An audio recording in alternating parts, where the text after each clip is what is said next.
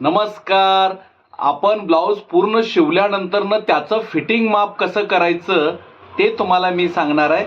तर चला, आपल्याला फिटिंग माप करायचं आहे. बघा, फिटिंग माप करताना मी कंबरपट्टी लावलेली असते ना तयार आधीच. इथे एक चटका घ्यायचा साईडच्या, आणि ही साईड आहे, ही साईड अशी व्यवस्थित करून घ्यायची.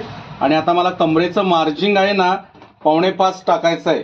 तर मी 4.5 4.5 म्हणजे पूर्ण आलेला आहे मार्जिंग. तर यातलं 1 इंच आपलं चौथा भाग टाकायचा. तर 1 इंच दोरा आणि थोडंसं 1 इंच दोरा आहे, थोडंसं एवढं वजाबाकी करून हे मार्जिन टाकायचं. इथं थोडंसं पक्क करायचं, जास्त नाही टिपा त्याला अगदी हे करायचं. आणि त्या पद्धतीने सरळ जाऊ द्यायचं. इथपर्यंत आलं की आपल्याला छातीच्या भागापर्यंत यायचंय. तर परत सरळ इथपर्यंत जाऊ द्यायचं. त्यानंतर ना छातीचं चौथा भागाचं आपल्याला किती आलंय मार्जिन त्याप्रमाणे टाकायचं. तर मला इथे 1 इंचाच्या हिशोबाने म्हणजे 4 इंच आलेलं आहे, तर मी 1 इंच इथं मार्किंग केलेली आहे. आणि ही सरळ रेष, हे बघा, सरळ रेषेत आहे ना हे असं आलं पाहिजे, सरळ रेषेत आलं पाहिजे. मग इथे बरोबर एकसारखं येऊ द्यायचं माप करताना फिटिंगचं, आणि इथं थांबायचं. बघा, मी पुन्हा सांगतो, हे खालचा भाग, हे बघा, खालचा भाग आणि वरचा भाग बाहीचा जोडलेला तो एकावर एक आला पाहिजे, खाली वर अजिबात होता कामा नये.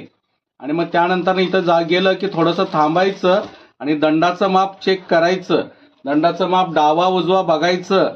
आणि हे डावा बाही आहे मला, तर डावी बाही मला टाकायचं 4.5 दोरा.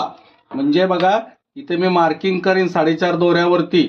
आणि ह्या हिशोबाने हा वळणदार, हे बघा, हे वळणदार असं घेत घेत घेत मी इथपर्यंत येणार. हे बघा, ह्या हिशोबाने तो सेप व्यवस्थित बाहीचा येत राहतो. इथे थोडंसं पक्क करायचं. आणि ह्या दिशेनेच आहे ना आपल्याला जेवढ्या हवेत तेवढ्या टिपा मारायच्या. म्हणजे ते उसवल्यानंतर ना आपल्याला मार्जिन पण मिळतं आणि सैल वगैरे करायला बरं पडतं. मी आता 2-3 मारत असतो, कारण काय की त्यांना उसवल्यानंतर परत एक्स्ट्रा टिप तिथे असावी.